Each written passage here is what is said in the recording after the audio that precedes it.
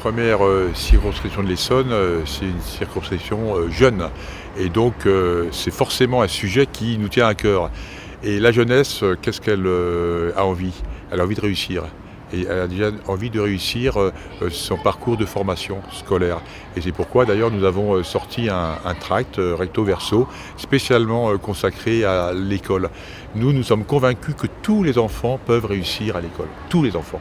Et pour cela faire, il faut plus et mieux d'écoles. Or, depuis des décennies, il y a moins d'écoles. Quand je compare les heures de formation, par exemple pour les étudiants d'éducation physique, aujourd'hui, par rapport à mon époque, c'est 50% en moins de formation. La réforme des rythmes scolaires, c'est moins d'écoles et beaucoup de confusion entre ce qui relève de l'école et ce qui relève des activités périscolaires. Non, nous croyons profondément à l'école. Mais il faut plus d'écoles, ça veut dire plus d'heures scolaires, surtout là où les enfants sont en difficulté sociale, parce que la première cause de l'échec scolaire des études, la première cause, c'est les causes sociales. C'est-à-dire la précarité de leurs parents, de leur travail, les logements trop petits, exigus et ainsi de suite. Donc oui, avoir la jeunesse au cœur, c'est déjà avoir une politique de justice sociale. Investir aussi dans l'école. Plus et mieux d'école, c'est vraiment notre leitmotiv. Mais c'est aussi, favoriser l'évolution du système scolaire. C'est plus et mieux d'école. On sait très bien qu'il y a des motivations variées et il faut que l'école, au lycée en particulier, arrive à les prendre en compte et évite de mettre les élèves sur des rails dont ils ne pourront pas sortir. Donc avec des reconversions.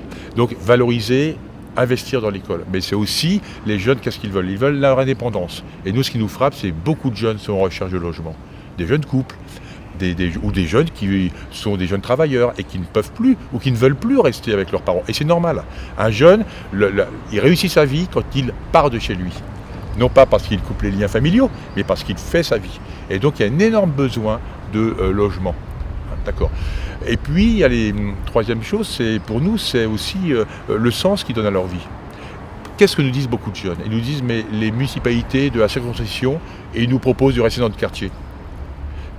Non, on a envie de peut-être avoir des relations interquartiers, mais surtout on a envie d'être citoyen du monde. Moi-même, une fois, j'ai dit à un jeune qui me dit, j'aimerais retourner travailler à l'étranger. Bêtement, je lui dis oui, l'Algérie. Parce que je savais qu'il était d'origine algérienne. Mais il me dit, monsieur, pourquoi j'irai pas en Nouvelle-Zélande? Et je me suis trouvé tout con. Et évidemment, tous ces jeunes, ils sont citoyens du monde et ils ont envie, comme leurs semblables, qui habitent à Paris ou qui habitent à Saint-Cloud ou dans le 16e ou dans le 20e arrondissement, ils ont envie d'être citoyens du monde. Moi, c'est ça qui me frappe.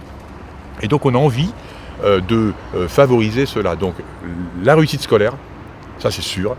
L'aspect qui débouche sur un emploi, une vraie formation, c'est l'autonomie et ça passe beaucoup par le logement. Et là, il y a une énorme souffrance de familles dans lesquelles il y a 2 voire 3 générations dans des appartements exigus. Donc vraiment des logements pour les jeunes. Et troisièmement, citoyens du monde. Moi, ça me semble 3 versants qui sont d'actualité et que nous allons porter avec vraiment enthousiasme et détermination.